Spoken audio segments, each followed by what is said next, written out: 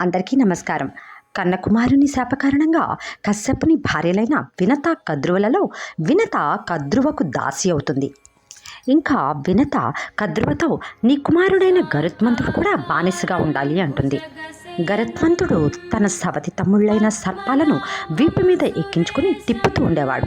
ఇలా తిప్పుతూ గరుత్మంతుడు సూర్యమండలం వైపు వెళ్ళిపోతాడు. ఆ వేడికి సర్పాలు మాడిపోతుంటే కద్రువ ఇంద్రుని ప్రార్థించి వర్షం కురిపిస్తుంది. గరుత్మంతుడిని దూషిస్తుంది.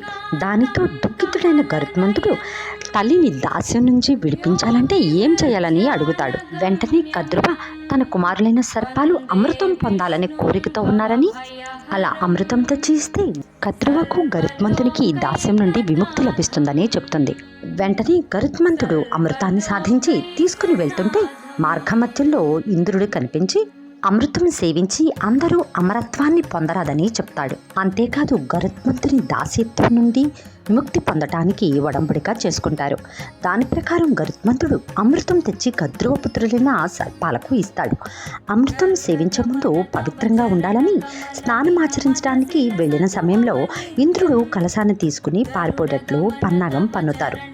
మాట ప్రకారం అమృతం ఇవ్వగానే గరుత్మంతునికి అతని తల్లికి దాస్యత్వం నుండి విముక్తి లభిస్తుంది. నమస్కారం.